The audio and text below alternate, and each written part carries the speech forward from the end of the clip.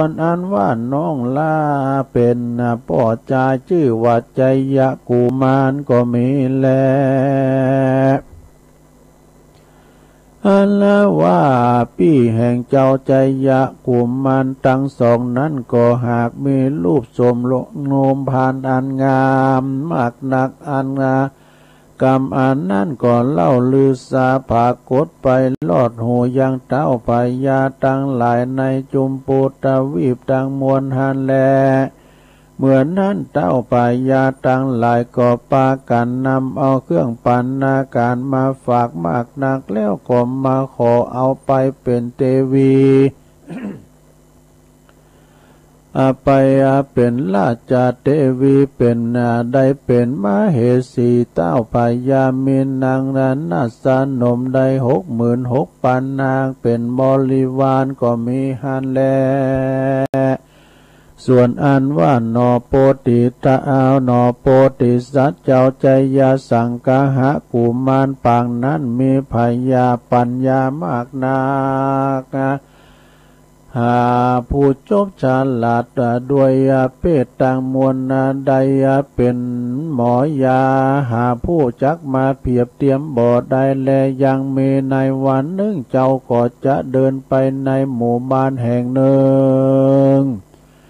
ก็ไปหันอย่างนางผู้หนึ่งมีรูปงามยิ่งนักนางหากถ้าลงพยาธิอันหนึ่งตามหนแห่งโลกว่าตาแจงหันแล เมื่อนั้นเจ้าใจยาสังกหะกุมารก็มีความสงสารและสิ้นเนหาปิยาลักนางนาผู้นั้นมากนางเจ้าก็มาผสมเอายังอากาศตำแล้วมาผสมยากาศตำแล้วโดยแก่นจันทร์แดงแล้วก็มาแต่งแปลงโดยสิบประคุณแห่งตนโดยอานาถโดยนามตั้งหลายแล้วก็ฮือคนตั้งหลายแต่งขันใบใหญ่แต่งห้างขันใบใหญ่ใส่โดยเขาใส่โดยดอกไม้และก็เตียนเล่มบาทกู้หนึ่งเงิน300 เจียงเขาเปลือกเขาสารเขาเปลือกหมื่นเขาสารปันผ้าขาวผ้าแดงพร้อมตั้งกาดตำแปลงรูปสัตว์ตั้งลายหมายมีรูปจ้างรูปม้ารูปงัวรูปควายรูปเป็ดรูปไก่รูปหมูรูปหมารูปเสือรูปเมรูปกวางรูปฟานรูปนกรูปเต่ารูปปูรูปป่าหอยรูปหอยเนียงเนียวกันแล้วว่าบัวลำมวลแล้วก็ปากันมาตกแต่งแปลงอ่อนและก่อคาเขียวไฟขาวไฟแดงพร้อมโดยตาแล้ว7 จันแล้วก็เจ้าก็มาก่อเอาโดยกองไฟ7 กองการว่าทุกงานอย่างนั้นทุกอันพร้อมบัวลำมวลแล้วเจ้าก็มาแก่ปัดนาลำไหลแก่ปัดลำไหลโดยทิปมนใจบทหนึ่งว่าอมติปามันสหะอมติปามันตาสหะมังสะดาบเทียนกาวาดว่าลุกเป็นไฟสาลีกันใจกูเทียนนิภาพเมืองผีมาจุดาวบ่ลูกกี่เจนเต้าภาพกินมา100 ยามภาษากูก็ภาพได้ปื้นไตปืนฟ้าเหนือนนาแผ่นดินเก่าลิ้นกูก็เป็นน้ำเก้ากลางกูก็เป็นน้ำแม่ใหญ่กูจักป่ากูจักไล่ไปไล่ออกกูจักไปล่าออกท่วมหัวผีตายปลายลิ้นกูก็เป็นดาบเทียนกาไตปืนฟ้ากูก็บักกัวสังอมสาหะปาวุธาปาจาสวาปิเปจาลัมยากันแล้วว่าเจ้าใจยาสังกาหะแต่งแปลงยังยาบัวลำมวนแล้วก็เอานางนั้นมาใส่ ก็เอายานั้นนำมาใส่อาหารแลนางก็มาหายจากพยาธิโลกาพยาต่างมวลหันแลส่วนอันว่าพ่อแม่และญาติกาแห่งนางนั้นก็มากาตำเอาว่านางนั้นหือเป็นปาตาปาลิจาคาแก่เจ้าใจยสังกาหะหมอยาผูนนั้นก็มีหันแลนาที่นิจักจาโดยพยาปัตตาลีบุตรก่อนและส่วนอันว่าพยาธิโลกาอันใหญ่ก็มาเกิดแก่เจ้าพยาตนนั้นมากนักอันว่านางเจ้าเทวีก็ฮือเสนาอามัดไปตีกองล้องเป่าไปผับไข่ดาวตังเมืองงากรรมว่าด้วยกรรมว่าปุกกะละผู้ใดสมัทธะคือเหือพยาหายจากพยาธิเปียติพยาตังหลายดังอันละว่าคำก่อนใหญ่นั้นก็จักเป็นรางวัลแก่มันผู้นั้นจะแลยามนั้นอันว่าเทวดาตังหลายก็นำปาเอาเสนาอามาตย์พวกนั้นไปลอดยังเรือนเศรษฐีผู้นั้นกันว่าอันเป็นป้อแห่งมหาสัจเจ้าใจยาสังกาหะกุมารก็กล่าวว่าก็กล่าวกรรมอันนั้นคือเศรษฐีจุปาการหันแลเมื่อนั้นเศรษฐีก็มากล่าวว่าเจ้ามีแต่ลูกชายแห่งข้าผู้มีชื่อว่าใจยาสังกาหาผู้เดียวแลจักรู้ตังหมอยาจะแลในเมื่อเสนาอามาตย์รู้กรรมนั้นแล้วก็ปากันนำเอาข่าวสารนั้นเมื่อบอกแก่เจ้าพญาหันแลแล้วก็ปกันนำเอาคำก่อนอันใหญ่นั้นไปเป็นปันนาการปันฮือกับนอโปติสัตว์เจ้าหันแลเมื่อนั้นเจ้าใจยาสังกาหะกุมารก็ได้ยังคำอันนั้นแล้วก็รีบกากาดแก้วไปสู่ยังเมืองหลวงกันว่าไปลอดยังพญาเจ้าเลี้ยวเจ้าก็มากาตำโดยวิธีตามคุณแห่งตนอันหากรู้แจ้งมาแล้วแต่ก่อนแลนั้นแล ก็โดยเตจาสินและปาลามีธรรมและสมปานปาลามีอันเจ้าได้ปั้มเปงมาแต่ก่อนหนหลังมาบอกขาส่วนอันว่าพยาธิเปียติโลกาแห่งเจ้าพญาตนนั้นก็มาลำงับกับหายไปเสียงแลก็อยู่เป็นปกติดังเก่าหันแลพญาปตาลีบุตรกันว่าหายจากเปียติอันพยาธิตั้งหลายแล้วก็มีหอลาไตจมชื่นยินดีมากนักก่อฮือเสนาอามาตย์หามือจันวันดีสันหลีใจยาลาแป้ผ่าแป้ขาซึกศัตรูแล้วก็มาหมายหามายังมากกันทากะตัวเลิศแล้วผ่านดับโดยไปด้วยเครื่องแก้วเจียงคานปานดังจักบินซานขึ้นบนเปียงฟ้าไปในโลกลามาด้วยรีบจ้างมาถีบทมไปหันและเมื่อนั้นนายนักการผู้ฉลาดก็เอาขันคำใบใหญ่ใส่เข้าตอกดอกไม้ใส่พร้อมโดยเตียนคำนำมาเอานอถ้าลงทำน้อยนาดคืนสู่พัสสาดหลังเลิศแล้วก็อาภิเษกนอแก้วบุญเลืองได้ได้สาเวยเมืองเสพสร้างใส่ชื่อว่าพระบุญกวางว่าพระยาธรรมสังกาหะลาจาก็มีหันแลอันว่ามหาสัจเจ้าก็อยู่เสวยสัมปติอันชอบประกอบไปโดยราชาสิปาการฝนฟ้าก็มาตกชอบตามฤดูกาลปิสะเขากาก็มางอกงามดี เจ้าปุลีมวลหมู่ก็อยู่กันวุฒิจำเริญบ้านเมืองก็หาภัยยาคาศึกศัตรูอุบาทบ่ได้สุขบานหวานใจควายจูโคนก็มีหานแลพิกขเวดุลลาปิคูดต่างหลายกูพระตาตากาตาปางเมื่อสร้างสมปานเมื่อก่อนก็ได้เกิดมาเป็นพระยาธรรมจยสังอาลาจากษัตริย์นั้นก็ได้พายโพดฝูงเต้าพายาเสนาอามาตย์ยิงใจตั้งหลายฮือหายเสียจากเปียติโลกาพยะตั้งมวลก็โดยสิปะคุณแห่งอนาตนใดปั้มเปงมาแต่ก่อนนั่นแลอาละว่ามหาสัจเจ้าธรรมจยะกุมารก็ฮือตานารักษาศีลภาวนาไปบ่ขาดตาหลับต่อเต้าเสียงอายุแห่งตนก็ไปก็ได้ไปเกิดจันฟ้าเลิศตาวาติงสาก็มีวันนั้นแลนาปัตตาลิพุตตลาจาโมคคัลลาโนสุธาโนสิลิมหามายาจยสังกาหะลาจาสัมมาสัมพุทโธโลกานาโทเอ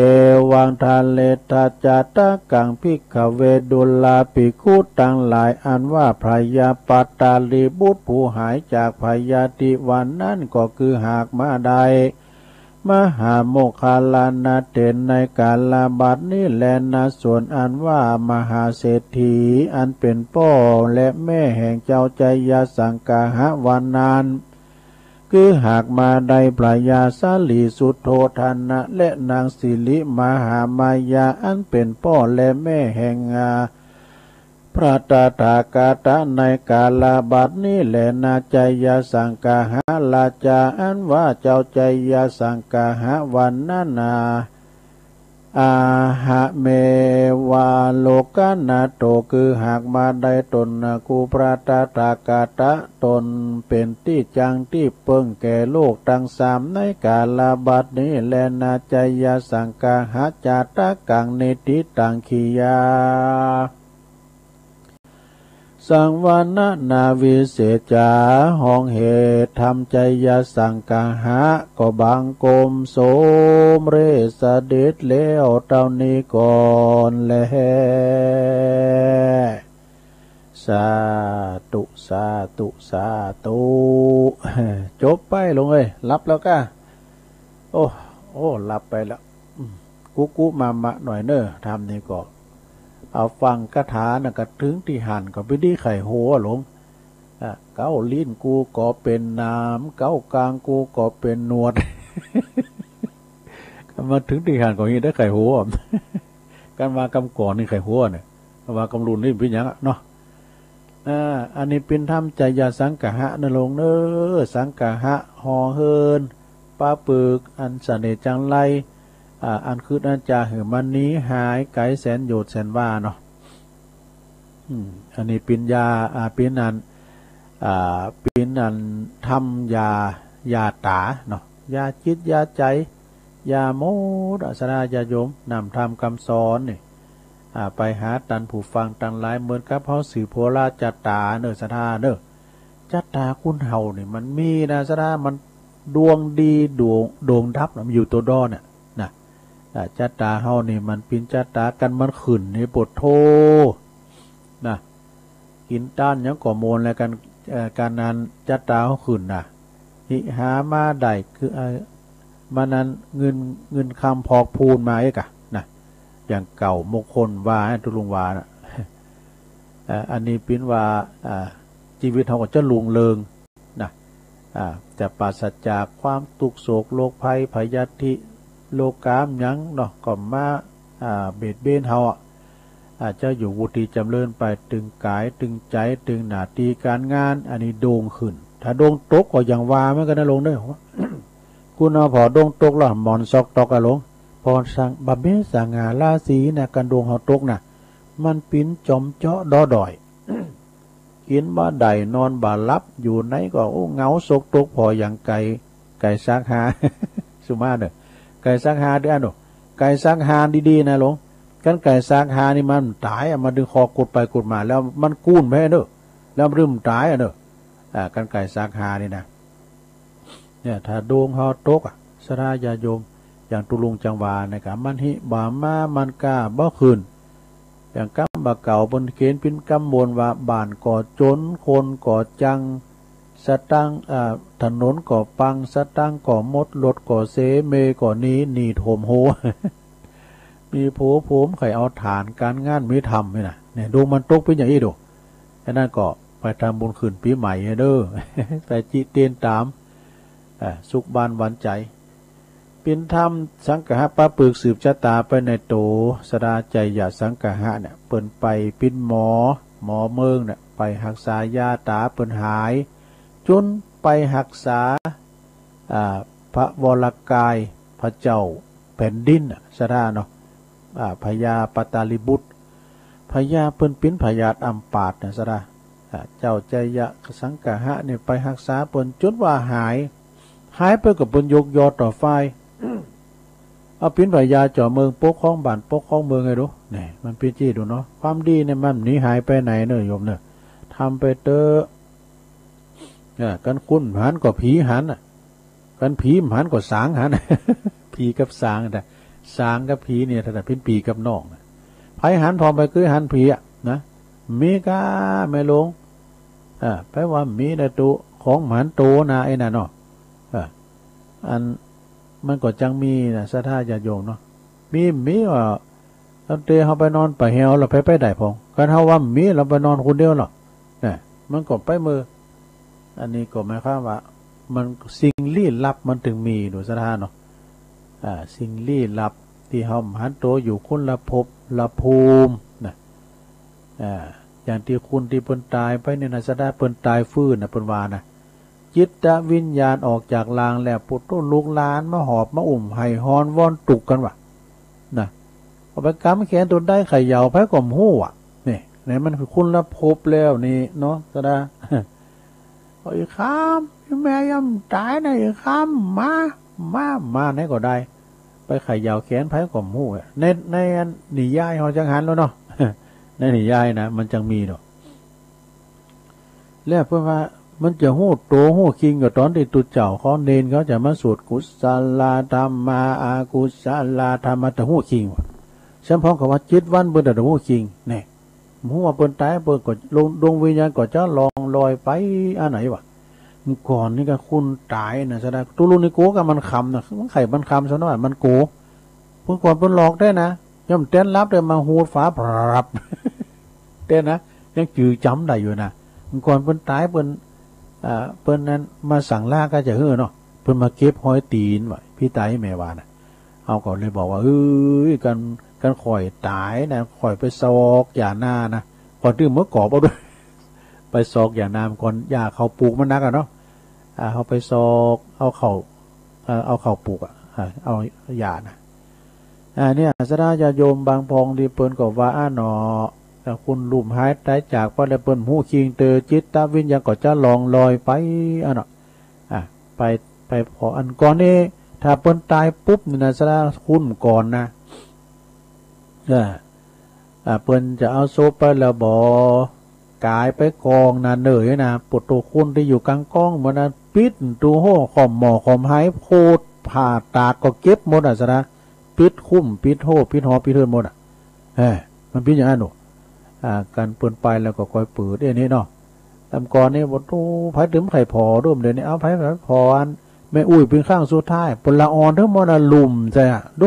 ห่อเนื้อผอมไหนดุมใจอย่างอีดูบนแต่เฮียสดาจะโยมคุณหอมเดี๋ยวเนาะท้ายปิ้นมิ้นเนาเวลาลุ่มหายตายจากไปนะก็เหลือแต่คุณงามความดีนะได้กินได้ตานกันไปในศรัทธาเด้อ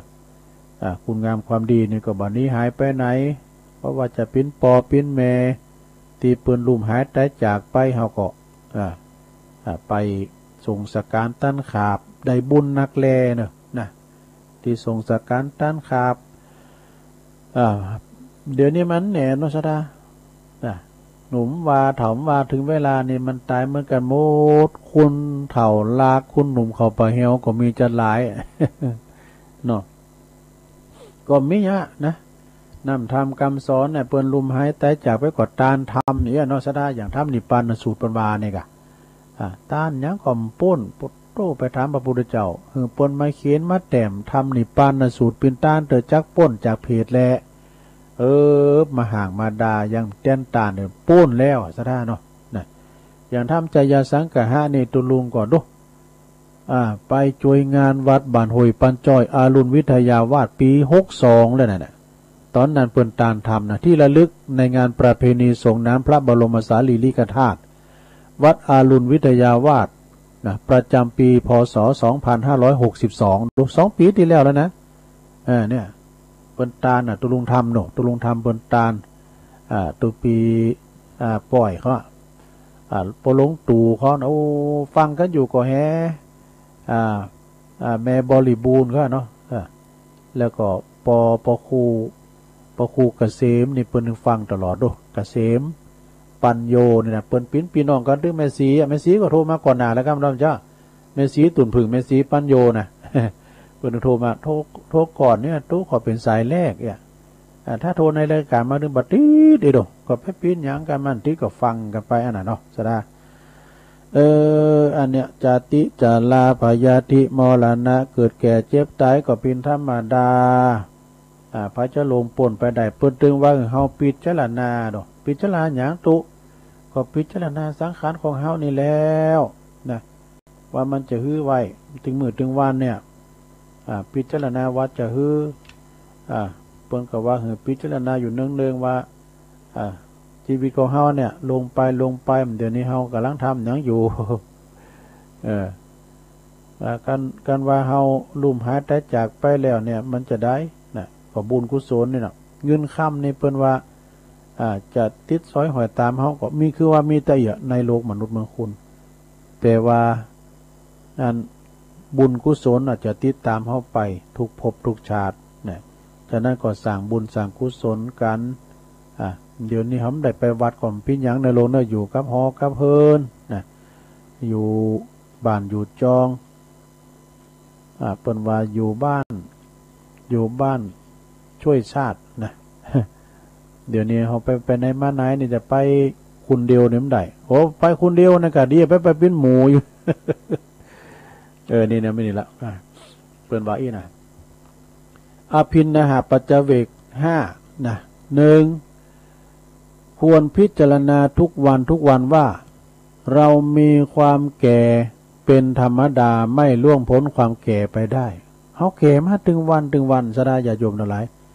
ว่ามซื่นเหมือนว่ามซื่นแต่เนาะเขาจะร้องปีใหม่กันเนาะปี63มาหา64นะดูเดือนนี้เข้ามาในปีที่เดือนที่4แล้วกันเนาะเดือนเมษาเนี่ยแก่มาได้4 เดือนแล้วนะกับเดือนเมษาเนี่ยเนาะพิจารณาพอเนอปีนี้เขายังมออีนะปีหน้าเขาจะฮือปีนี้เจ็บหัวเข่านี่นะปีหน้านี่มันจะหายจะมันซ้ำจะเจ็บลึกเข้าไปดิกๆนะเจ็บหันเจ็บนี่มาโรคภัยไข้เจ็บก็จะมาต้อมเนี่ยเขาก็พิจารณาว่าเขาเก๋ไปรู้เนี่ยพอหูเขาก็โอ้ล้านไปหูเขาก็งอกไปพอเนี่ยนะแล้วก็2เขาควรพิจารณาทุกวันว่าเขามีความเจ็บไข้ได้พยาธิเป็นธรรมดาเนี่ยเสียดายเนาะตุลุงมาเสียดายยาปมใจยาสังกะหะนะเนาะขนาดเพิ่นตาบอดกอดตาแจงได้เนี่ยใครมาใส่หัวโคเขาแข้งขาวันนั้นไม่เต้าไม่เต้า เก้าจี้ตายปลายจี้ปิ้นเนี่ยนะใครปะนะ เก้าจี้ตายปลายจี้ปิ้นนี่ไม่เต้าวิเศษหรอดังเต้นข้อที่2นี่พิจารณาถึงวันว่าเฮามีความเจ็บไข้ได้พยาธิเป็นธรรมดาบ่ลงป่นความเจ็บความไข้ไปได้เน้อศรัทธาญาติโยมอดเอาเน้อลงเน้ออดเอามันนี่มันเป็นโรคประจำกายเฮาน่ะทุกคนจะต้องประสบพบเจอก่อนนี่เฮาว่าก็ลุกตะอิ่มแล้วก็ควังโอยปฐมเดี๋ยวนี้พอรอดตะลุกแล้ว แฮมหน่อยสู้เขาดึงแต่หู้ก็ถูกพ้นว่ากะคุณเฒ่าพ้นว่านะแฮมหน่อยก่อนเนี่ยเสหูคิมตะอีก็ไม่ได้หอยนานมึงรับแล้วมาเสหูคิมหือแมวล้อเนี่ยเฮานี่ลุกมามาเสหูคิมหือแมวน่ะ ถ้าอิ่มแล้วก็มันได้เหรอเนี่ยยังมาว่าเบื่อไง มันได้เดียวเนี่ยเนาะหลงมันได้เดียวเนี่ยเจ้าตุลุงอู่ถึงคุณตีเปิ่นตายแต่ตีเปิ่นข่มหมอกข่มหายมันก่อนนะมีแต่นะข่มหมอกข่มหายแล้วก็เปิ้นจะสังกะหะป้าปึกเด้อเนอะหมายความว่าเปิ้น3 วัน 7 วันก็เนอะเปิ้นแต่จะมาเก็บกระดูกแล้วก็มาเอานิมนต์ตุเจ้าพระเนนก็มาสูตรสังกะหะป้าปึกน่ะเดี๋ยวนี้มาเนี่ยเดี๋ยวนิมนต์ตุเจ้าสีตนถอนเลยเนี่ยถอนเลยแล้วก็สังกะหะหมายความว่าสูตรสังกะหะไหลเปิ้นไปเลยเนาะแต่ตั้งนี้มีตัวเนอะพระธาตุน้อยต่างตุลุงมาอยู่นี่นะโอ้เปิ้นได้3 วัน 7 วันกันเนาะแต่อันนี้มันซ่อนกันน้อมแรงเปิ้นเก็บกระดูกแล้วแต่เปิ้นเก็บไว้ก่อนเปิ้นก็รอ3 วัน 7 วันเปิ้นก็จะมาสังกะหะเล่งกันน้ำกำอยู่เนอะนั่นนะเสียงน้ำกำอยู่แหละปอโคแม่โคแม่นี่ก็มานี่ลาปลากับยังหูเลิงบ่เนาะตุเจ้าก็ไปปะแหวนี่ไปสังไปพิจารณาอาทิกระดูกแล้วก็นิมนต์ไปบ้านน้ำกำเด้อนิมนต์ไปบ้านน้ำกำไปสังกะหะดำกำหนึ่งเปิ้นบอกว่าคุณทำก่อนว่าเกิดว่าคนที่เปิ้นตายไปนะเนาะปอก็ดีแม่ก็ดีเปิ้นลุ่มหายตายละไป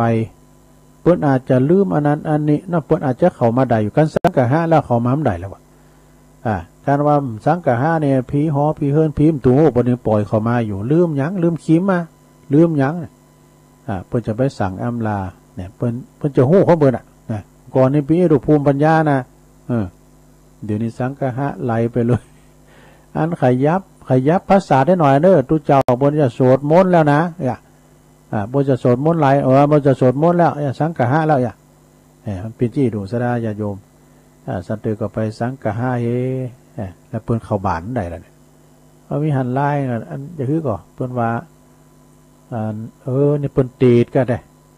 เปิ้นตีดก็ดีครูบาเปิ้นว่าคือก่ออันนี่แม่นี่เปิ้นตายแล้วเปิ้นไปไหนน่ะไปเปิ้นก็ไปแสดงให้เปิ้นหันนี่เปิ้นก็ไปจี้มาตั้งหอตั้งเฮินเปิ้นก็ไปหันไปนี่ไผก็หันนี่ไปดูมือรับฝันหมอมือนี่มันจะว่าฮู้เปิ้นฮู้นะเปิ้นนั่งทางในแล้วเปิ้นฮู้โดยจิตวิธีจิตของเปิ้นจะฮื้อหมดเนาะเหลนน้อยเอ้ยเหลนน้อยบาดเดียวนี้เหลนน้อยตั้งหลายมีปัญหาอันใดมาบอกพ่อเจ้าก็จะจ้อยดูเนาะอันเจ้าพ่อระวังนะพึ่งนะเจ้าทหารเจ้าพ่อเอาดาบไปปัดใส่พึ่งเนาะไอ้ทหารกับบดอันมันอย่างนะเหลนน้อยก่อนที่แม่ชูจะตายนั้นนะเป็นว่าเปิ้นเป็นห่วงไปพอปุ๊บที่สลีฮันเนอร์เปิ้นเอาของดีไว้ให้นาไปดื้อสลีให้นาเปิ้นหนาบไว้ให้นาเปิ้นว่าน่ะลุงร้านกับมาพอปื๊ดพอสลีตีนอนอันนั้นหอยยิบใหม่ไว้นี่นะยังขวาบนี่ไปตีพอเดียนผสือคำย่อมเพราะว่าผสือด้วยแล้วก็ถ้าว่าเป็นคำเบอร์ว่าสลีที่นอนพออย่างสลีมัดตั้งได้ตั้งคุณยอมว่าผสือซ่อนผสือซ่อนเปิ้นซ่อนกับบินแลบแล้วไปขายพออันไปอันเตพอพิ้นว่าเปิ้นเอาจะตั้งไปหลักซึ่งว่าที่ในอันผสือกันว่าตั้งในบ่นะที่อันตีงิ้วบ่นะพิ้นจะหลายบ่ว่าดูโดสระเนี่ยเปิ้นก่อนเนเหมือนกันนะพอเจ้าเฮาถึงวางเปิ้นเนาะเวลาเขาเจ็บไข้ได้ไปยาจะไปถามหมอถามมือถามหมดถามหมอถามพอเจ้าไปตานขันเข้าเขาก็ได้กินแค่เบื่อน่ะเนาะมันเป็นจังได๋แล้วก็ไปดูมือรับฟันเนี่ยมันก็เนนะสดาจะโยมเนาะอย่างว่าอันเปิ้นเอาไปลุงเจ้านายก็เปิ้นเอาสื่อไปดูสื่อไปผ่าครัวสูงก็ฮะลองเลิกพอเหรอนี่แม่สื่อแม่พื้นได้นะเปิ้นเอามาดุมการสื่อของเปิ้นนี่นะดุมอันนี้น่ะเปิ้นขึ้นแมนนี่อันคำก็ได้แล้วมึงอย่าไม่กินเหล้านักลิ้นไหลคำเลยพอน้องคอยดูแลกันอันนี้อุ่นนึกเรื่องปอดทั้งไหนตัวปลืมข้อที่2ควรพิจารณาทุกวันว่าเรามีความเจ็บไข้ได้พยาธิเป็นธรรมดาไม่ล่วงพ้นความเจ็บไข้ไปได้ข้อที่3 ควรพิจารณาทุกวันว่าเฮามีความตายเป็นธรรมดาบ่ลงป่นความตายไปได้กันตายหนุ่มตายกำก็ตายเฒ่าลงเฮ้ยการทอดตายเฒ่านี่จงภูมิใจนะลงเด้อพอเฒ่าแก่แลมอนนี่เจ็บอดแอดนะตายก็ตายไปประสามเนี่ยปุโรจงภูมิใจที่ได้แก่ได้หันโลกไปมึนบางพองเปิ้นไข่จัดไข่แก่บ่ย้ำได้แก่สักกำเนี่ย5 ปี6 ปี7 ปีป้อยตายไปก็มีเนาะพองก็ปิ้นอย่างฟ้าแมบยามเดียวก็มีแหละเนี่ยความตายก็มีไผอาจทำได้แม้แต่พระองค์พระเงาไทยสัพพัญญูพระพุทธเจ้าก็ยังเข้าสู่นิพพานนี่มันตายเหมือนกับมดมีกระตุเจ้านำตายนะลงเนอะตุเจ้าขามกะอมตะกะก็เปิ้นจะว่าตายนี่ตัวมรณภาพนี่เอากันก้อมไม่กายนี่ตู้มาเล่นกันก้อมไม่ได้นะโอ้เดี๋ยวถึงไหนกับมันว่าไปยาวเฮาคนพิจารณาทุกวันว่าเฮามีความตายเป็นธรรมดาลงเนอนะอย่างด้อยหน่อยการเวลามีก็มีเป็นปีนะแต่เวลามีก็แทสกันพวกตัวลุงก็ได้ไปจูงโซบทำแล้วเนี่ยเดี๋ยววันนี้วางวันนี้โอ้ยไม่ฮักละกูยังได้ผิวได้ฟันได้ดูหลวงพ่อประชุมขึ้นแล้วเนี่ยพระเนรช่วยกันเนอเจ้าคณะจังหวัดจะมาวัดเฮานะเพื่อจะมาสอดแอวเพื่อจะมาไหว้พระธาตุเพื่อจะมาเปกตุสู่เขาเนี่ยอันนี้นั้นตัวใหญ่แล้วดูช่วยกันเนอปฏิบัติปัดปูกวาดเพี้ยวปุตุยังเอาอมเสียงเดียวอันไม่ฮักละกูดวันนั้นนะหลวงมันลุ่มแล้วก็กวาดต่อมนะเนนเขาก็จางกากวาดในชั้นเดือนเขาก่อนจำเป็นแต่เขาเนี่ยไปกอบมองเขานี่เป็นไข่โยมเลยตามธรรมดามันตุจับเป็นมอกกวาดนะเนาะเนนเป็นมอกกอบก็ดีอยู่มันกวาดก็ยังดีอยู่ตัวลุงก็ดึงเอาหมดกวาดล่างพระถวยวะเนี่ยไปปิ้นสังก็ไอ้นั่นก็จะได้ผิววัดผิววาก่อนวันเนี้ยนะวันนี้วางวันเดียวพระธรรมะก่อนเรามาหาตัวลุงมาช่วยกันผิวผู้คนได้ไปออกงานลุงดอยได้ไหมถ้าไม่ลืมนะแมทนะลงเนอะถึงไหนข้อที่4ควรพิจารณาทุกวันว่าเฮาจะต้องปัดพากจากสิ่งของหักของชอบใจทั้งหมดทั้งสิ้นนี่สถานญาติโยมของจะต้องปัดพากกันแน่นอนครอบครัวเฮาอย่างเฮาอยู่ถึงวันก่อนเนี่ยเฮาคือว่าสักวันหนึ่งเฮาถึงพิจารณานะสักวันหนึ่งเมเฮาก็จะต้องจากเข้าไปคืดว่าเนาะปอนี่ไปหมื่นละปอวิตายปอนี่อายุ66ก็ได้นะเปิ้นได้ตายไปเมื่อปี3เก่าเนาะที่แม่นี่ที่แม่ก่อนจะสบายนะที่ปอนี่กาบพื้นเอาไปมาที่ปอไปก่อนมันไม่แน่นะเราเนาะเอาหนึ่งปีนี้เตยยังหนุ่มแล้วผมเข้าวัดง่ายๆได้ผมตายง่ายได้เลยเนอะไปว่าเนอะเนาะแต่มันดับไปก็งอบแงบกันเดียวนะกันไปวุยนะปินบุญหน่อยซะนะเนาะขอตัวลุงก็ปินกำขอได้ขอโจกวาสนาเฮานะขอจะไปลุ่มมอนนอนเสือจะไปปินติดต่างติดเด้งนะปินตุกลูกหลานนี่นะกันดับไปขอไปคำเดียวเลยเนาะแต่เจ็บปวดฟันไปวอยๆนะเนาะใช่ไหมเดี๋ยวอยู่ดีมีสุขเราควรพิจารณาทุกวันว่าเรามีกรรมเป็นของตัวเราทำดีได้ดีทำชั่วได้ชั่วนี่อันนี้นะเขามีกรรมนะสดายาโยมกรรมแต่กำเนิดกรรมแต่กระจาดแล้วปังหลังมันมาตอบตังดอกสดายาโยมเนาะเขามาถึงวันนี่นะสดายาโยมบางคุณแจงมามืดไปบางคุณมืดมาแจงไปบางคุณแข้งขอขางอเนี่ยมันมาอย่างเอี้ยแล้วก็บางคนก็มาเสวยสุขบางคนก็มาทะลงตุก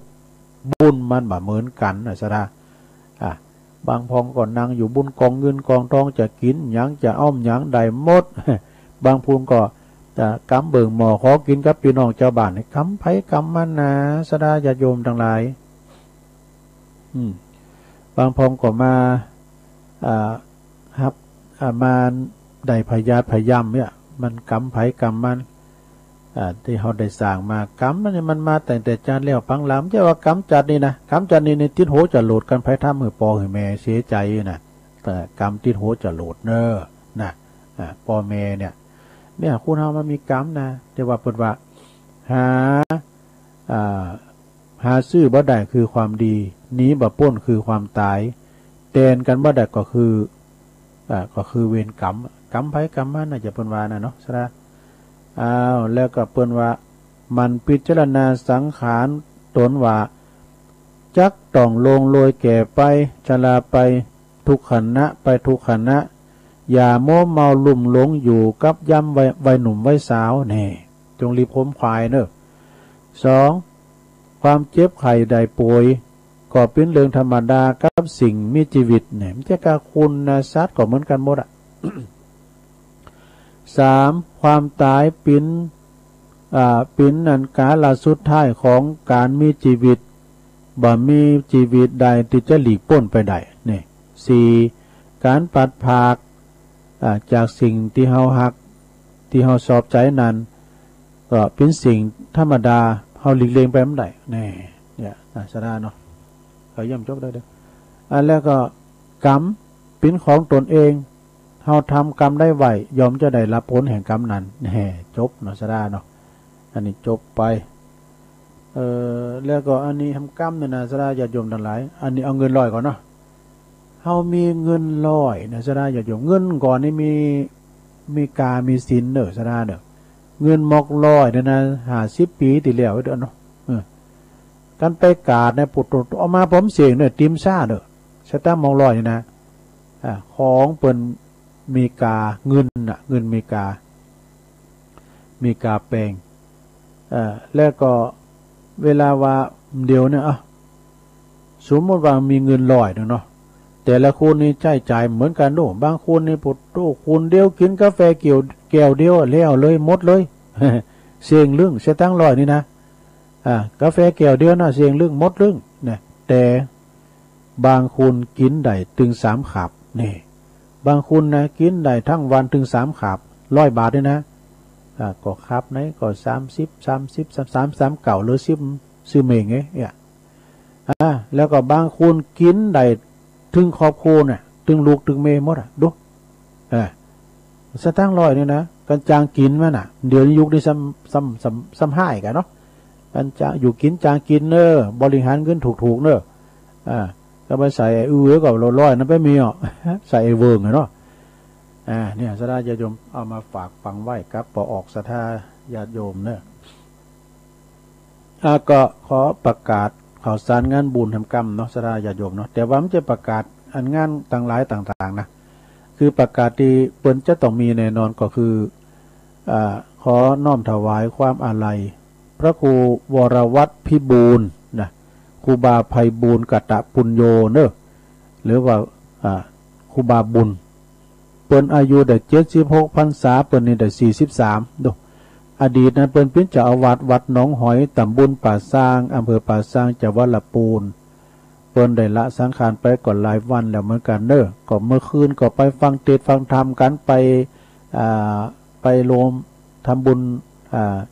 ทักษิณานุปทานกิจหรือว่าไปทำบุญสัตตมวานก่อนที่จะเก็บศพปิดศพไว้เนี่ยนะแต่ละคำแต่ละคืนก็ไปฟังเทศน์กันไปปูชาผ่าไปสู่ฟังสวดอภิธรรมกันเนอะที่วัดหนองหอยตำบลป่าซางอำเภอป่าซางที่หันก็มีตุพระจันลายเนอะตุเจ้านะมีพระมงเปผมจะกะ มีตุปิเวทนี่เปิ้นปินรองเจ้าวาดตุปิเวทนี่บทโตมหาเถระนะเนี่ยจบมจรแล้วนั่นเปิ้นปินมหาเถระนะดูมันจะบทก่อนตรุงกันนะเปิ้นตึ้มมาปินเนน่ะนะดูอายแปลว่าน้องเปิ้นน่ะปินนั่นประจานน่ะนะโตเป็นโคโซกจันเนเด้อพี่นาน่ะปะกันรายงานแต่อินทขินถึงมาปะกันเนาะเวรตานห้องควันได้หมดอันนี้ก็เลยขอประกาศบอกเชิญชวนพี่น้องหมูหิมกิ้มไก่ก็ดีหรือว่าลูกศิษย์ลูกหาหูจักมาคุณเกาะปากันไปเนอะทุกคืนที่วัดหนองหอยนะแล้วก็ที่วัดศาลาตำบลน้ำแพร่อันนี้ทุกวันที่23นี่เปิ้นก็จะมีกินมีทานทำบุญอุทิศให้กับครูบาอินตากตปุญโญแต่ว่าวันที่23นี่ ยกเลิกกันเนอะงดวินกันเนอะนะท่านพระครูโชติสุวรรณสอนเปิ้นก็โทรมาบอกตัวลุงยกเลิกก่อนเนอะตัวลุงนะสถานการณ์บ่ค่อยดีเฮ้ยนะที่จริงก็พี่น้าโหนงเนี่ยพี่น้าโหนงในพินปอจานเนาะเปิ้นพินเจ้าภาพนะพระครูอาสวะนะเจ้าคณะตำบลมาติดเดี๋ยวก็ยกเลิกหมดนะซะยกเลิกหมดแล้วก็วัดพระธาตุดอยน้อยก็ยกเลิกด้วยนะยกเลิกการทำบุญตักบาตรที่จริงในปุตตนิมนต์ตุเจ้าครบเหมือนเก่าเหมือนเดิมสงพิธีเศร้าเก่า30เก่าเศร้าเก่าเลยเก่าตุนก็เอาทำภายในนะทำภายในห้ามดีนะแล้วก็ประกาศยกเลิกก็มีแถมตีวัดพุทธนิมิตได้หลวงปู่ครูบามาท่านพระครูอินทยานะลังสีซึ่งเป็นเจ้าอาวาสวัดพุทธนิมิตเนอะที่แรกเปิ้นจะบรรจุหัวใจพระปางสายญาติเปิ้นจะบรรจุพระหฤทัยพระเจ้านอนนะแล้วก็ประเพณีโดยบรรตรงก็ดึงโดยน้อยดูที่วัดพุทธนิมิตนะแล้วก็เดี๋ยวนี้ก็ประกาศยกเลิกไปเลยนะสถาที่วัดพุทธนิมิตอันนั้นก็เปิ้นมีโฮงเฮนอย่างวัดพระธาตุโค้งขาวเองเปิ้นก็มีโฮงเฮนตูพระวัดเปิ้นก็กว้างใหญ่ตัวลุงเคยไปหลายเตือฉะนั้นก็ยกเลิกกันเกินเนอสดาญาโยมทั้งหลายที่เปิ้นยกเลิกก็มีก็ทำภายในกันเนาะอย่างหลายวัดอย่างวัดดุงหลวงก็ดีวันนี้ก็ตามลักแล้วก่อนวัดสลีจุ้มตามลักแล้วนี่วันนี้16นะโคตรตานเขาอันนี้ดูจะพิจารณาได้โมเนอตัวปีโปดักปิ่งยินวอยยกเลิกก็หาแต่น้องเจดีก็วันพุก17ก็ได้ยกเลิกนะแม่บุญพิจารณาแม่บุญน้องเจดีโทรมาบอกตัวลุงโมเนอแม่บุญน้องเจดีเนี่ยเป็นนันซิดเขานะปีก่อนปีกำมลพรด้วยฟังว่าฟังครับปีกำมลพรแล้วก็ประกาศนะงานอันนี้นี่ยุดเนอะก็คือหมายว่าเปิ้นสร้างเปิ้นบูรณาวิหารนะวิหารของวัดดอยแดนเปิ้นฉาบปูนเปิ้นแปลงวิหารหมายความเปิ้นบูรณาซ่อมแซมงามแหละนะในบารมีธรรมของท่านพระอาจารย์สุทัศน์ท่านนันชัยโยตุลุงทัศน์ทรงปฏิโมกข์โดยเปิ้นก็เป็นประธานในการบูรณะปฏิสังขรณ์ซ่อมแซมโอ้วัดเปิ้นงามสถานการณ์ธรรมจุกอยู่ที่พระเจ้าหลวงนะหันหมดหลังคาเฮินพี่น้องตั้งต้องไฟดอยแดนนะ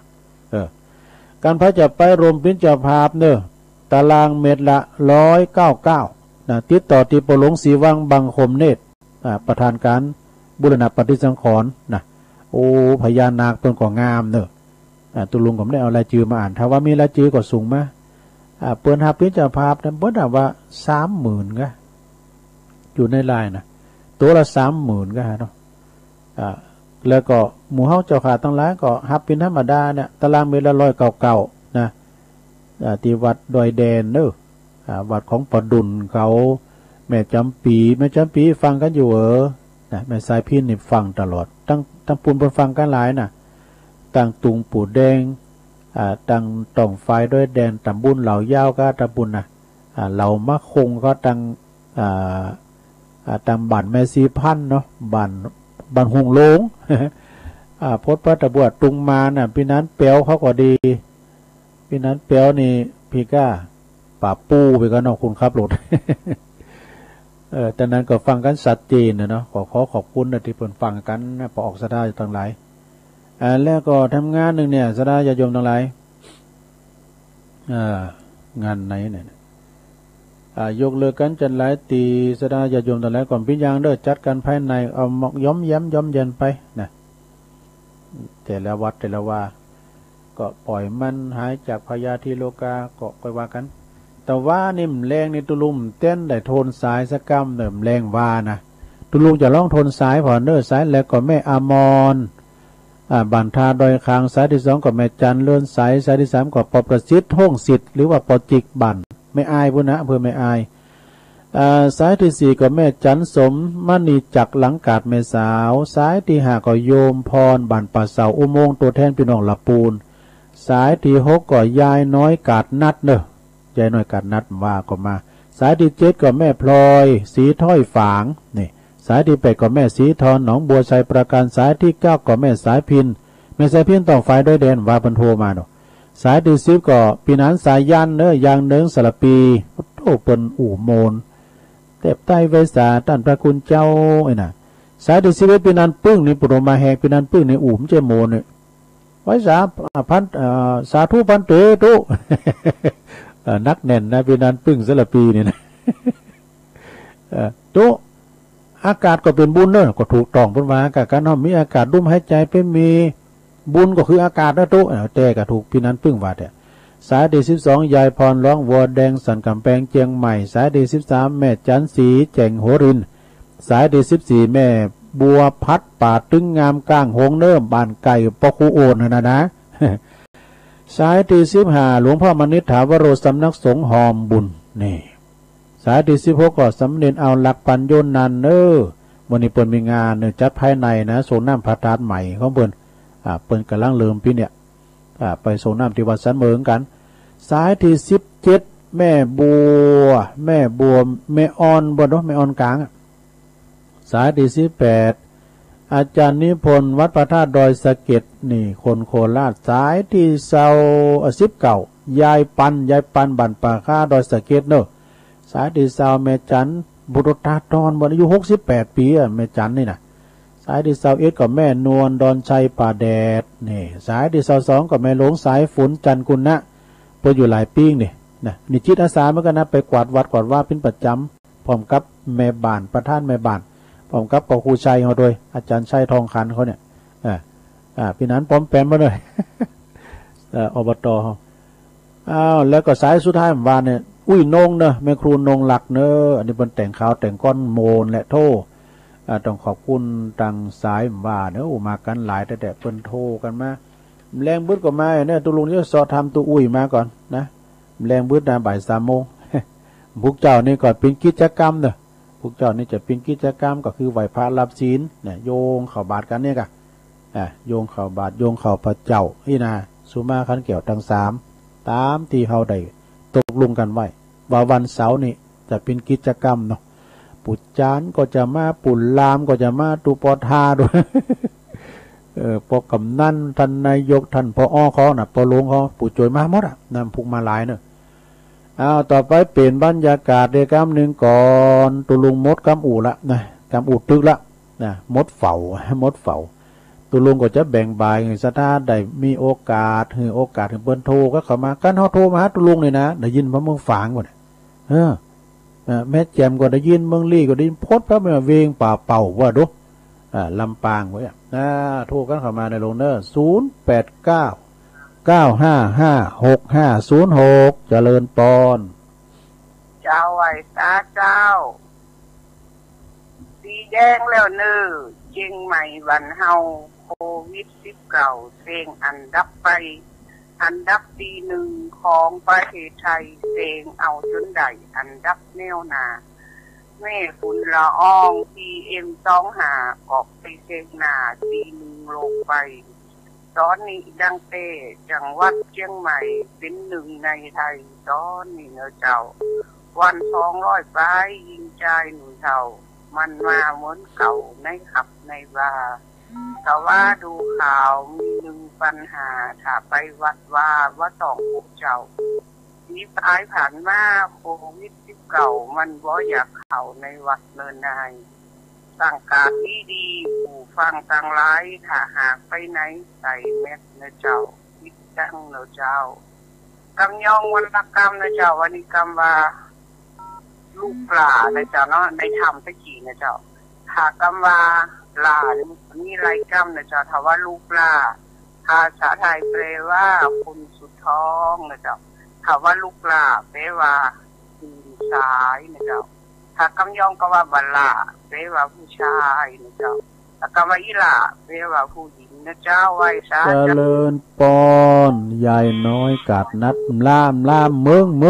ะขอบคุณยายหน่อยเจริญปอนแกดไว้สาเจ้าตุลุงอันนี้แม่สีทอนเจ้าแม่สีทอนน้องโบเนาะเจ้าตั้งแต่เจ้าแล้วเนอะดีกันใช่ประการชัดเจนดีเนาะเจ้าชัดเจนดีเจ้าสาธุเนอะ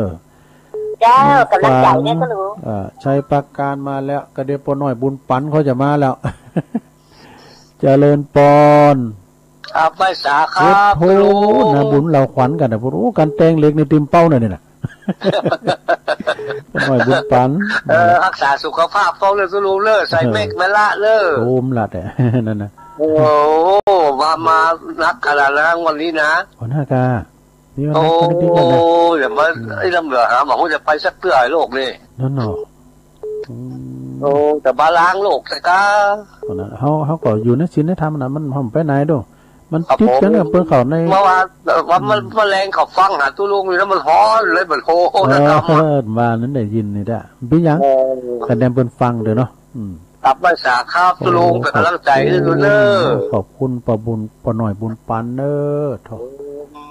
พอหน่อยบุญปันมโนครเสาหินฟางว่าก็หันอยู่เขาแม่โบพัดก็หันอยู่ต้นเต้นกิจกรรมหันเบอร์อยู่เจริญปอน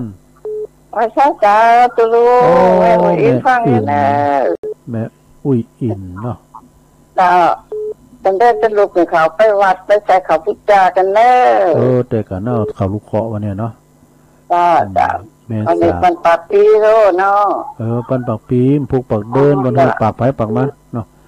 แม่ตุลุงอยู่ดีสบายเนอะปีใหม่เนอะสุขภาพแข็งแรงเหมือนกันเนอะแม่ก็เหมือนกันเนอะว่าจะเอาสาธุแม่ก็เหมือนกันบทโตมจะให้มันดีนะแม่เนี่ย80 ปีแล้วนะแม่สาบตัวนึงแม่จะลูนแม่จะลูนปกปิงเมืองนี่อันหรอเสียงไผ่โอ้ฮะได้ยินก่อแม่จะลูนได้ยินก่อตอนนั้นก็ได้ยินก่อฟังที่หัวกะเด้อปิดโทรทัศน์ได้ปิดอันวิดีโอตุลุงกกังหันจะไปอันไปนี่ถ้าไปเมื่ออันนี้บ่ได้ก็บ่กล้าไปกว่าเพิ่นบ่ไปเมื่อไหนมันเขียนพื้นที่สีแดงล่ะนะต้องไปอยู่เฮ้อน่ะเนาะมันจะไปปลอดภัยที่สุดบ่มันอันน่ะก่อนปิ่นก่อนไปมันเกิดขึ้นต่างอยู่ได้ไปเนี่ยมันคนที่นั่นน่ะเขาไปอันอยู่ที่อัพอ่ะเขาไปติดระบำกันน่ะลูกเขาไปติดระบำไปที่เนี่ยตัวกลางเลยตัวอำเภอเมืองเนี่ยนั่นมันจ่อขอใจกลางกันนะอยู่รอบน้องเขาพิจารณาปลอดภัยเนอะผมไปว่าเนี่ยปลอดภัยนะตั้งเนื้อตั้งแต่ก็มีไปไหนมาไหนเลยอดเอาการหนังเข้าก็เอาอย่างตัวว่าน่ะกะเอาบ้านเป็นบ้านอ่ะแม่น่ะพูดอยู่ปันป้อนมาบินหน้าบ้านเขาวันนี้มนป้อนตาหนังเข้าเนี่ยลุงปันป้อนพี่หนามกลางปันป้อนพี่ตายผมพูดกันอดเอาเนาะอดเอาน่ะคันติผ่านเจ้าผ่านเขาจะต้องกล่าวผ่านก็ไปไหนก็ดูแลเก่าเนอะนั่นก็ใส่แมทคู่กันขาดตู้นะกินห้อนจอมกลางไปแพะเลยนะตื่นเช้าได้ขอบคุณแม่จรูนสาธุโชคดีปีใหม่เมืองแฮปปี้นิวเยียร์0899555656โทรเข้ามาไม่ต้องเกรงใจตุลุงเนอะเจริญปอนฮัลโหลที่รู้ไปเนอะตุลุงใจเย็นอย่างมันน่ะเข้ามาใหม่ในอ้อมแล้วหูยี่โทรทัศน์ตุลุงก็จะเอาใหม่แล้วมาเนาะ0899555656ตั้งใจใหม่สูงใจมาด้วยกะโชว์เบอร์แต่ไม่โชว์ใจโทรหาบ้างเด้อใจขืนฮัลโหลเจ้าไว้สาเจ้าแม่อยู่ไหนก่ออยู่เวียงปอเจ้าแต่ที่ถึงดอยเนาะวัดมอนต้อมหอเนาะแม่ยังก่อแม่กันธนีเจ้าแต่แม่กันธนีแต่กะเจ้าฟังตลอดเนาะฟังโทรศัพท์เจ้าฟังทางงานตามเจ้ามาแล้วเจ้าฟังทุกโต๊ะในทุกองค์เจ้าวปบ้านลายหนาบ้านลายหนาเนาะฝากความคิดถึงไปหาตุลุงแก้วธรรมดาด้วยเนอะก็โทรหาไล่เปิดเหมือนกันน่ะส่งไล่ไปกูถึงวันอ่ะตุลุงแก้วเจริญปอน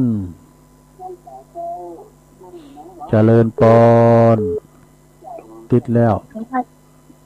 มาจากการเจ้ายายพรมาแล้ว น่ะ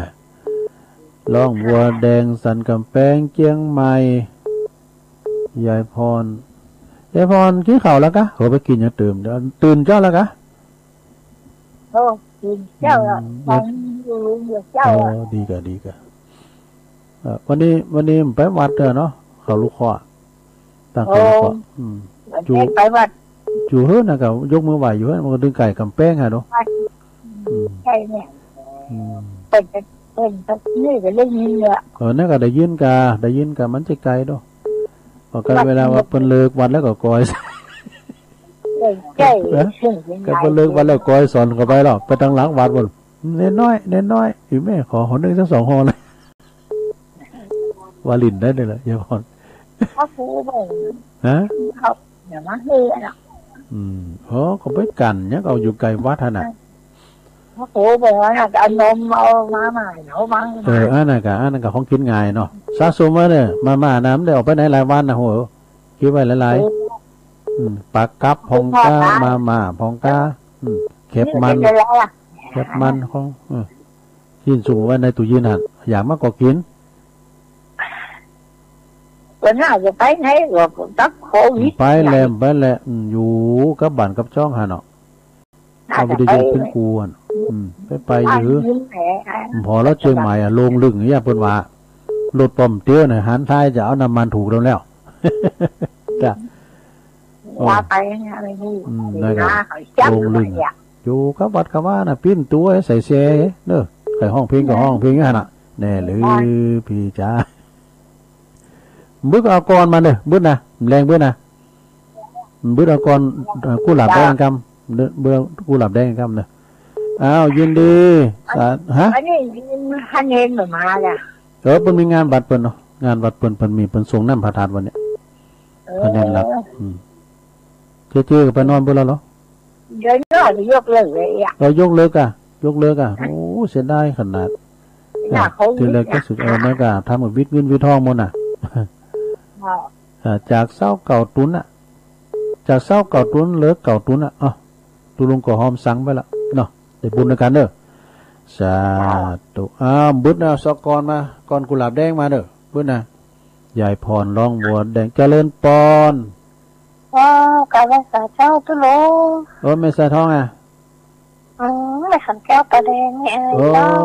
แม่ขันแก้วแต่กับแม่ขันแก้วตั้ง3แม่ขันแก้วปลาแดงไม่อายมีฝนไม่ลงอ๋อมีวันนั้นนะกันบ่ได้ได้ปุโตไม่ฮักละกูดก็จะได้ผิววันนี้นี่ถ้าได้ออกหือออกแห้งวันนี้วันนี้ว่าก็มีเวลาว่าก็ไปจุงศพเนาะมีงานแล้วก็วันนี้ก็วางก็จะได้ช่วยพันดินเขาเนี่ยเกภวทันพระเดชพระคุณหลวงพ่อเจ้าคณะจังหวัดเพิ่นจะเอาปาตะมาหยิบมายำเป็นสิริมงคลที่วัดพระธาตุดอน24เนี่ยค่ะเพิ่นจะมีเป็กตุแต่กับเป็กตุนี่มันล้ำได้ในต้องมีนะเป็กตุนี่นะพี่น้องตั้งตำบลยางครามเด้อโดยมีเมตตาบารมีธรรมอาจารย์พระครูสถาพรพัฒนรังสีเพิ่นจะเป็กตุเด้อตึงหลงตึงหลายเนี่ยปุตโตสามเณรพงศพรปู่สวนปริญธรรม7-8 ประโยคแล้วนะ8 ประโยคแล้วเนาะเพิ่นจะเป็กวันที่24เด้อโดยหน่อยแถมตุ้นนึงขนาดเนอะมาละแม่นะอันน่ะแม่เฮาว่าจะเจิ้นแม่ขันเกี่ยวมาได้เสียงมาแล้วร้อยกะเสียงมาแล้วร้อยกะพี่ยังอันนี้แล้วก็ฟังนะเดี๋ยวนี้นะฟังฮะเนาะอยู่หันเนาะมีทุกทรงรายการฟังไปแม่ขันแก้วป่าแดงอำเภอแม่อายครับป่าแดงน่ะฮะแม่อำเภอแม่อายครับป่าแดงน่ะอำเภอแม่อายเนี่ยมาอำเภอแม่อายครับป่าแดงเนี่ยเนาะอำเภอแม่อายเจ้าฉันตัวมือก็แม่อายเนี่ยกันเนาะสันตุมีสันปอบันโลแล้วก็หลายบาทแพบปุ่นอันยังน้อยใหญ่อันบันตุโปกาเขาไอหงย่นเขาบุญนะขอขอบคุณแม่ขันแก้วเนอะแม่ขันแก้วสาธุแรงเมื่อโทรมาแถมผมเลี้ยวใจกับแรงเมื่อโทรมาแถมผู้ก็มีอยู่เจริญปอนกราบนมัสการต่อเจ้าวัดป่าปีภาษาครับลุงภาษาหลวงพ่อมานิดแม่นอยู่ก่อนอยู่ในห้องกุฏิ เขียนเจียนเพื่อทาตัวอย่าไปโดดเคาะเลาะน้ำอับโจกสืบเพชรท้าวะได้ไปไหนลุงน้องอะไรไปทางปุ่นในแดนเดือนนี้จะคืนก็เตะทำมันก็บอกว่าลุงคนลายมานี่นะอำเภอเมืองเนาะที่ปุ่นใครเข้าเนี่ยนะอำเภอหางดงอำเภอไม่ริมที่เพิ่นว่ากลัวโรคที่มันระบาดเลยนะ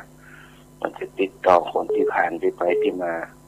เขาอู้ยอกท่านกับนั้นเก่าแล้วก็เป็นสอทอใหม่เดียวนี่ว่าตอนนั้นสอทอถ้าจะเอาไปพัฒนาโดยน้อยจะเป็นยังไงไม่ได้ผ่านทางดงอะไรใครหัวกันเนาะโอ้ผมกับใครมันหายมันผ่อนนะลุงเนาะมันนั่งได้ไปกินไปตามแล้วกันแต่กะมันก็อยู่เมื่อเกิดคืนต่างอยู่ดับไปรอปีหน้ามันก็แจ้งละครับผมนะใครเนี่ยยังอึดอัดยังเขาวางแผนไว้เราอยู่ไปลำปางก็ดีไปก็ได้โดยน้อยก็ดีนะไปที่นินดัดก็ดีนะมันร่มไปเลยอยู่นี่เพิ่นมาใครต้องออกวัดออกว่าเพิ่นเนี่ยยังลุงว่านะอยู่ในวัดในว่าก็เดินทุกเช้าเนาะต้องเอาไปตั้งหน้าเขามองไปเป็นไผ่นะแต่แท้ว่าเราเนี่ยมันจะสื่อสารแค่เชื่อวัดทุกวัดมันมีเป็นสถานที่แค่เชื่อแต่ค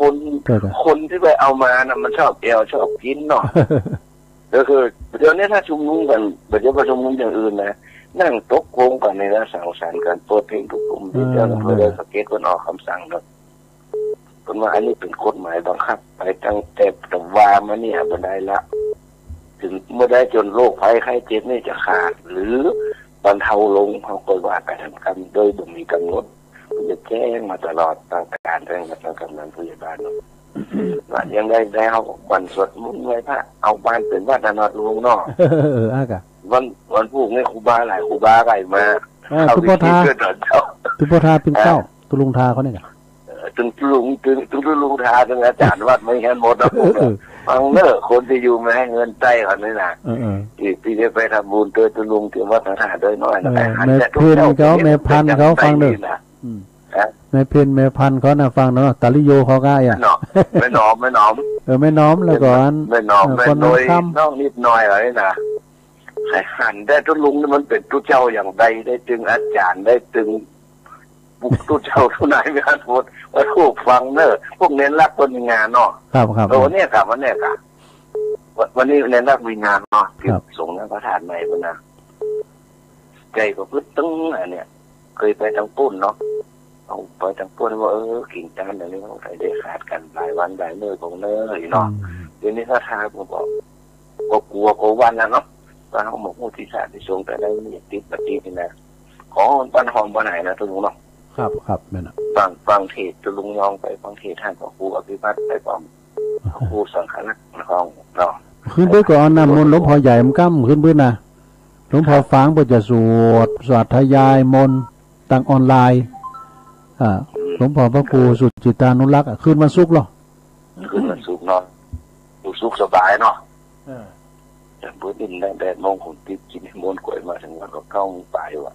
ไปเตะทำมันเย็นมันอยู่เนอะขอบคุณครับลุงครับสาธุทุกคนอยู่ดีมีสุขเนอะโชคดีปีใหม่ทุกคนนะครับแต่ตุลุงว่าจะเล่านิทานว่าแต่ติ๊กไปหันแล้วได้มันโน้นำลายปูอูไปทางอื่นเบื่อแรงเบื่อเรานิทานเนาะนิทานเรื่องหยังนิทานเรื่องหยังก็ถาฟังแรงเบื่อนะเจริญปอนไหว้สาเจ้าตุลุงอันนี้แม่แดงเจ้าแม่แดงรัตนาดอกตะล่อมเจ้านะเจ้าได้ฟังเพลงอยู่ก้าวันนี้ไปกาเด้อไอเจ้าใส่แมทเนอร์ใส่แมทเด้ดอกตะล่อมวัดสิงคาวันนี้หยุดก่อนแต่กันเนาะวันนี้เจ้ามาไปกาดมันก็ใกล้บ้านนี่นะเจ้ามันจูหันเนาะคุณไก่กาดดูตางกินจ้อพักกาดได้ยังเป็นเจ้าปอกได้กับเจ้า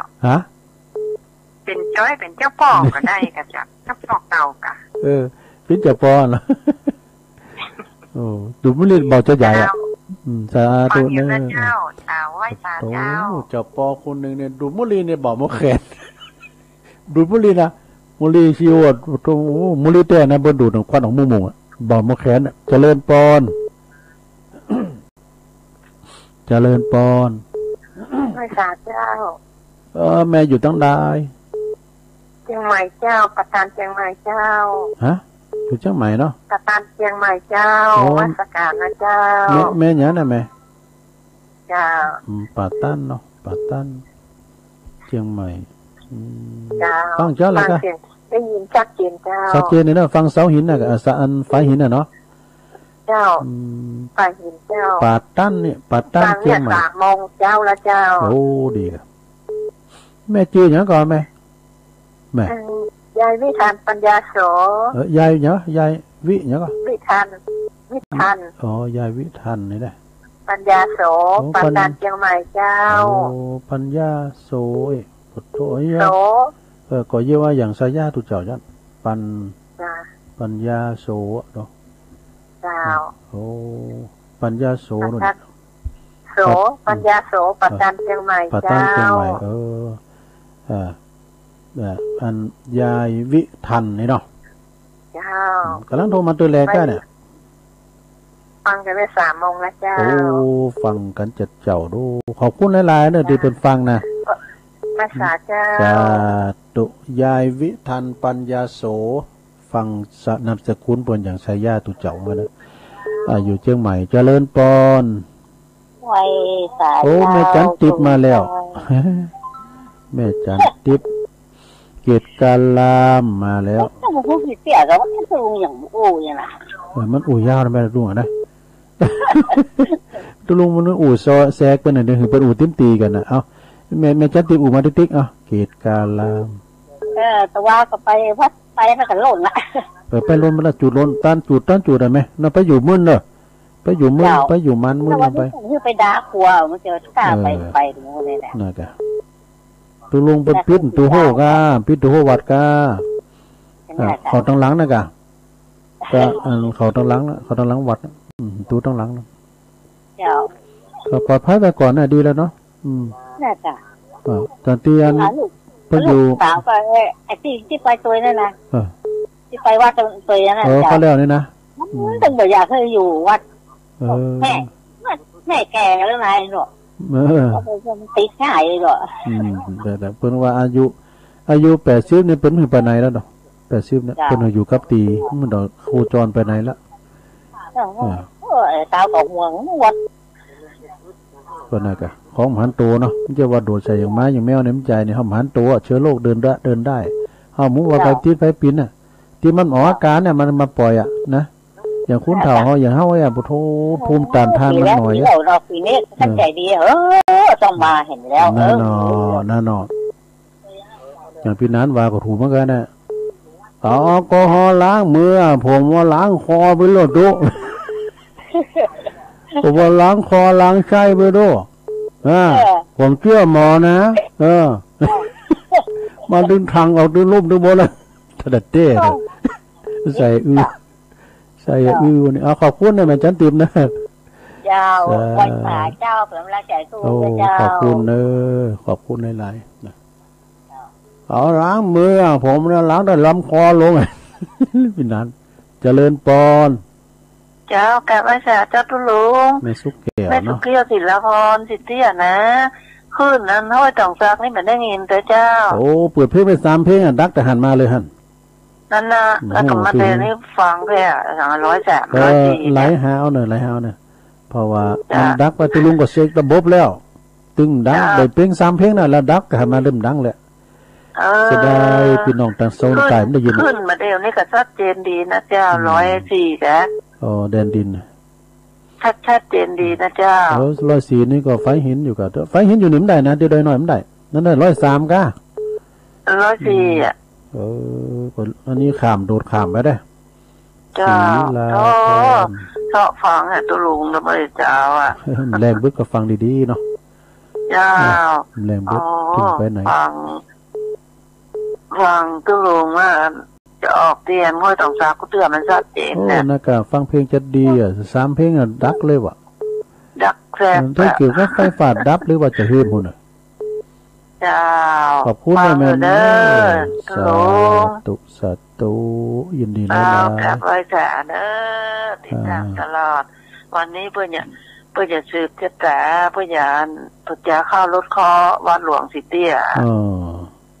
พยายามที่เช้าเพื่อจะหุงน้ำมันมนนะเจ้าตะลุงพยายามจะไปจุกันหลายแต่ไปลุงเฟซลุงไลน์เนอะเพราะว่าเปิ่นหือจุกันเกิน100-200นะห่างกันไว้อยู่ในละวะอยู่ในนวกะระยะห่างพอประมาณ1 เมตร1 เมตรก่อนในส่งเฟซส่งไลน์เปิ้นหันมาได้นะต้องจุกันได้เปิ้นว่าเจริญปอนไหวสาเจ้าเด็กหญิงอ้วนมาแล้วหลวงอ้วนมาแล้วยายอ้วนมาแล้วกิติลังกาฟังเจ้าลังกาหลวงอ้วนเจ้ามาด้วยเจ้าฟังนี่เด้อฟังไม่หวานเลยวันนั้นก็กายไปเฮือนน่ะเหรอเตือไปใหม่น้องหอยน่ะวันนั้นใหม่น้องหอยหันหลวงอ้วนน่ะหันแม่จี้เขาหันอยู่บอกไปซะกับพี่ยัง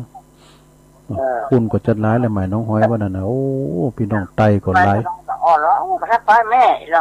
ดีละปวดตัวเก่า18 89เลยยะเนาะแม่หลวงอ้วน89เลยก็อายุ89เนาะว่าตัวลุงให้ไปมากาเนาะไปกายไปหากายังอื่นเฉยแล้ว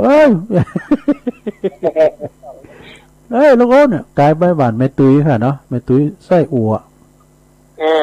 อยู่รอดเลย